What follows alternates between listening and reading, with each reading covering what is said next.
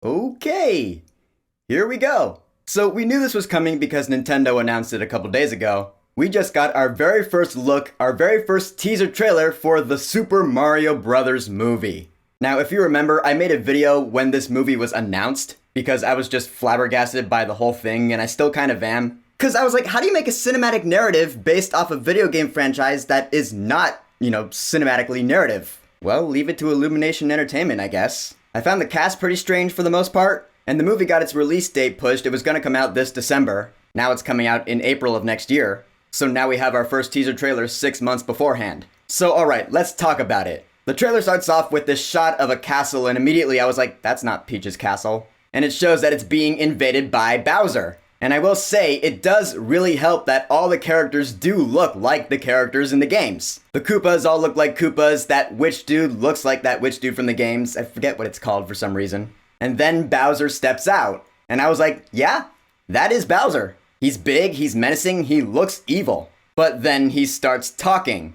Open the gates! And I was like, okay. First off, I can't believe that's Jack Black. Doesn't really sound a whole lot like him. Secondly, I thought Bowser's voice should be deeper than that, since it is in the games. It probably should have sounded like, open the gates! Or, something like that. But then thirdly, I was like, you know what?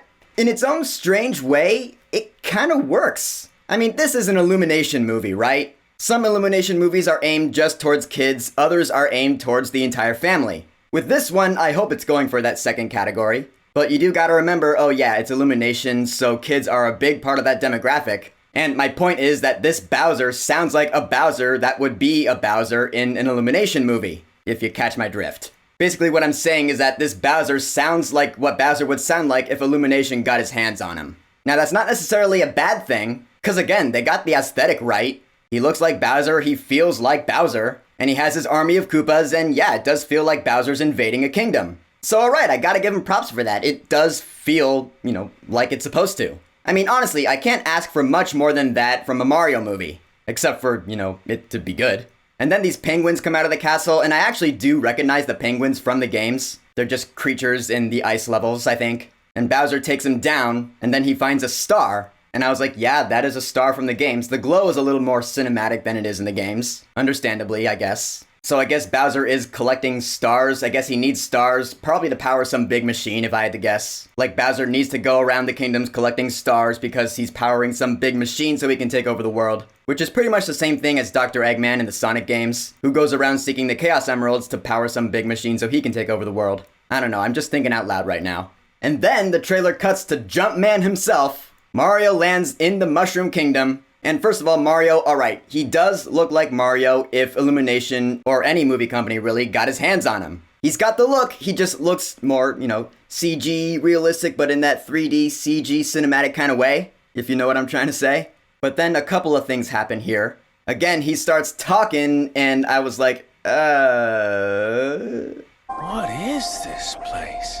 Yeah, that is not Charles Martinet, that is Chris Pratt's voice. And it's not an Italian accent, it just sounds like Chris Pratt as Chris Pratt. And yeah, that's really freaking weird if you ask me. Look, I get that if you're trying to translate Mario into a cinematic narrative, him having that cartoony Italian accent would be more comedic than anything else. People would just laugh at it and snicker it off. Like, oh, I have to go save Princess Peach. It's Mario time. Cinematically speaking, that would be strange. That being said, it's what we're used to from the Mario games, because they are not cinematic narratives. So really, it's a no-win situation. Either have him sound like Mario from the games, in which case it's weird for a movie that is a cinematic narrative, or change his voice to sound more comfortable for a cinematic narrative, but not what we know as familiar Mario from the games that we've known for a long time. You see what I mean. So they chose to go the more cinematic route, and I can't say I blame them. It's just something that we're gonna have to get used to, like Ryan Reynolds' voice coming out of a Pikachu.